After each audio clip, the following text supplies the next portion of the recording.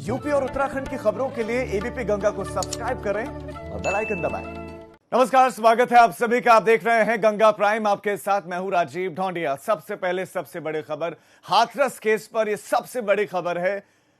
पीड़ित परिवार गांव छोड़ना चाहता है। पीड़ित परिवार उस गांव में नहीं रहना चाहता है। ये सबसे पहले बड़ी खबर, और इसीलिए हम कह रहे हैं कि क्या हाथरस में डर लगता है। सुरक्षा मिल गई है परिवार को। सुरक्षा मिलने के बावजूद परिवार को डर लग रहा है। परिवार डरा हुआ है। सीसीटीवी कैमरास हैं, दूसरे तरह के डिटेक्टर्स हैं, मेटल डिटेक्टर लगा हुआ है, नजर है पुलिस के, उसके बावजूद भी परिवार को डर है। सुरक्षा मिलने के बावजूद भी परिवार डर रहा है। सवाल है, परिवार क्यों डर रहा है? परिवार को किससे डर लग रहा है? पुलिस की मौजूदगी, खाकी की मौजूदगी के बाद ये डराने वाला कौन है?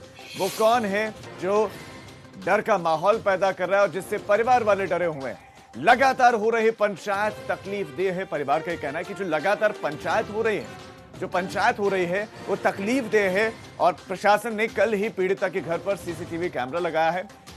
पीड़िता के घर के बाहर एक मेटल डिटेक्टर भी लगाया गया है ताकि कोई घर में घुसे, अगर वो कुछ ऐसी चीजें जो संदेहास्पद हो वो डिटेक्ट हो जाए। कुछ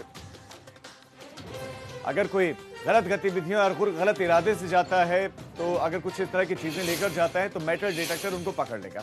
दूसरी तरफ सीसीटीवी कैमरा है जो हर वक्त नजर रख रहा है कि कौन घर में आ रहा है, कौन घर से बाहर जा रहा है, क्या गतिविधियां, क्या हलचल वहां पर है। तो गांव में परिवार डरा हुआ। ये पीड़ित परिवार है, वो पीड़ित परिवार जिसने बच्ची को खोया है, वो पीड़ित परिवार जो न्याय की मांग कर रहा है, वो पीड़ित परिवार खेत में जिसने अपनी बच्ची को जख्मी स्थिति में देखा, अस्पताल पहुंचा। एक लंबा प्रकरण, इस पर बहुत राजनीति भी देखी, बहुत तरह के सवालों का सामना करना पड़ा पीड़ित परिवार को अभी भी। और सवालों का ये जो सिलसिला शुरू हुआ वो थम नहीं रहा है, लेकिन इसके साथ साथ डर का माहौल है। परिवार डरा हुआ है और परिवार कह रहा है कि हम छोड़ना चाहते हैं इस गांव को, हम गांव से बाहर जाना चाहते हैं, हमारे लिए व्यवस्था कर दीजिए, हम इस गांव में नहीं रहना चाहते, हमें डर लगता है, हमारी सुरक्षा कम है, सरकार की सुरक्षा नाकाफी है।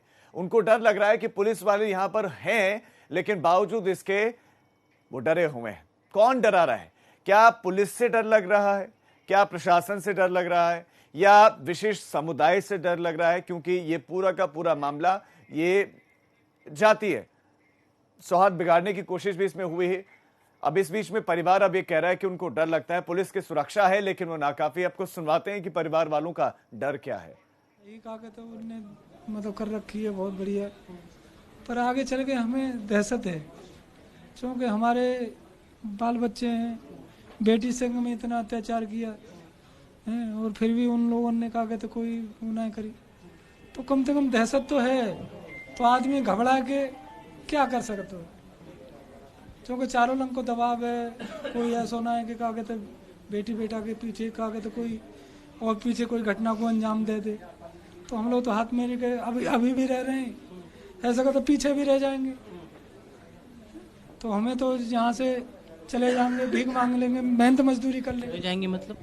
हाँ चले जाएंगे। क्या करोगे जब 10 आदमी या 100 आदमी एक आदमी के पीछे पड़ जाओगे तो क्या होगा? वो तो जाना पड़ेगा। आपके पीछे क्या दबाव? अब ये मीटिंग है रही है, ये आरोप लगा रहे हैं उल्टे सीधे, क्या होगा? आदमी घबरा के या तो मरेगा या यहाँ से भागेगा, दो ही रास्ता है उसके पास में।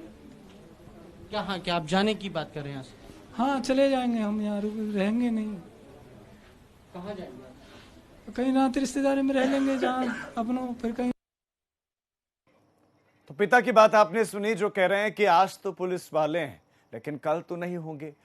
और भाई ने क्या कुछ कहा है, भाई का डर भी एक बार आप सुनिए। आगे के लिए भी डर रहेगा, सुरक्षा तो अभी है, जब तक केस चलेगा जब तक तो सुरक्षा जो भी है ठीक है।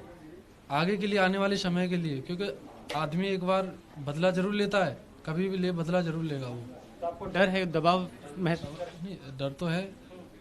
किसका डर है? क्या गांव के किसका? ये मीटिंग चल रही है जगह जगह और इसका भी डर है क्योंकि पता नहीं क्या सोच रहे हैं, इनके मन में क्या चल रहा है।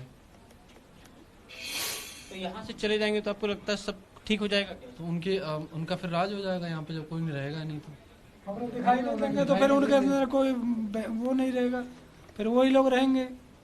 हम लोग तो निकल जाएंगे, कहीं ना कहीं रहेंगे, अपने झोंपड़ी रट्टी पार डाल के कहीं ना कहीं अपना गुजर बसर करेंगे। क्या करें? क्या गांव के लोगों का दबाव है या कोई दबाव आप पर है इस समय? नहीं, आरोपी पक्ष से वो दबाव बोल तो रहे हैं कि ये आपकी कॉल डिटेल पे है और ये किससे बात हुई है, जबकि ऐसा कुछ भी नहीं। उसके बताया जा रहा है कि उसके भाई का नाम, जो लड़की है उसके भाई का नाम संदीप है, उसने मारी है। अब बताइए, यहाँ पे मेरा नाम संदीप है, मैं यहाँ तो मौजूद नहीं था उस टाइम जो घटना हुई थी, मैं तो ड्यूटी में था उस टाइम। ये अब गलत आरोप मतलब इस तरीके के लगाए जा रहे हैं, तो इस तरीके के आदमी को बताइए कैसे वो कर पाएगा। पीड़िता के भाई को, पीड़िता के पिता को, पीड़िता के परिवार को डर है कि आज तो पुलिस वाले हैं लेकिन कल तो नहीं होंगे। दूसरी तरफ प्रशासन ने क्या व्यवस्था की है, सुरक्षा के क्या इंतजाम सरकार ने किए हैं, जरा एक बार आपको भी दिखा देते हैं, वो भी समझा देते हैं कि पीड़ित परिवार के लिए शासन प्रशासन की तरफ से क्या व्यवस्था हुई है। पहला देखिए, सरकार ने पीड़िता के घर पर सीसीटीवी कैमरास लगवाए हैं। पीड़िता के घर पर मेटल डिटेक्टर लगाया गया है ताकि कोई विस्फोट अगर दूसरी तरह का पदार्थ अगर ले जाता है तो डिटेक्ट हो जाएगा। परिवार सीसीटीवी की नजरों में है, सुरक्षा दी गई है। परिवार को ट्रिपल लेयर सुरक्षा दी गई है, सिंगल डबल नहीं ट्रिपल लेयर सुरक्षा दी गई है। और ऐसी सुरक्षा के बावजूद भी परिवार को डर लग रहा है। लेकिन परिवार की जो सुरक्षा, परिवार का जो डर है वो भविष्य का डर है, वो भविष्य का डर ज्यादा दिख रहा है। परिवार ये कह रहा है कि आज तो सब यहां पर होंगे लेकिन कल जब केस निपट जाएगा फिर तो कोई नहीं होगा, फिर यहां पर राज उनका होगा। और सीधा रुक करते हैं हमारे संवाददाता नितिन उपाध्याय का, जो इस वक्त हाथरस में मौजूद हैं। वो लगातार हाथरस से कवरेज कर रहे हैं। नितिन, आपके पास आना चाहता हूं, परिवार को क्या डर लग रहा है और क्यों लग रहा है? प्रशासन ने सुरक्षा व्यवस्था की है, फिर किस बात का डर?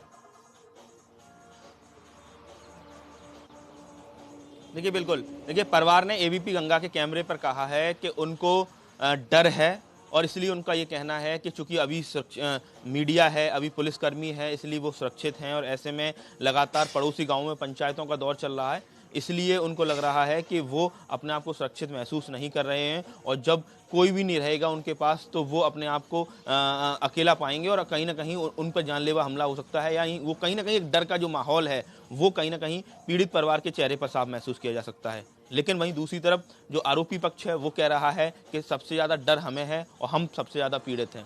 इसको लेकर अब क्या है, पूरी कहानी ये है कि इसमें अब चूंकि सुप्रीम कोर्ट इस पूरे मामले पर निगरानी रखना है, सुप्रीम कोर्ट ने विक्टिम सिक्योरिटी प्लान मांगा है और इसके तहत आज जो हलफनामा भी सुप्रीम कोर्ट में उत्तर प्रदेश सरकार रखने जा रही है। ऐसे में पीड़ित परिवार के घर के चारों तरफ सीसीटीवी कैमरे लगा दिए गए हैं, कंट्रोल रूम से लगातार उसकी ये सारी व्यवस्थाएं तो की है। नितिन, मैं आपके पास लौट रहा हूं और मैं आपसे जानूंगा कि जो महापंचायतें हो रहे हैं, इन पंचायतों में क्या बातें चल रही हैं कि जो परिवार के डर को और बढ़ा रहे हैं। मैं इसका जवाब आपसे लूंगा, उससे पहले मैं जरा लखनऊ का रुख कर लेता हूं। संतोष भी हमारे साथ बने हुए।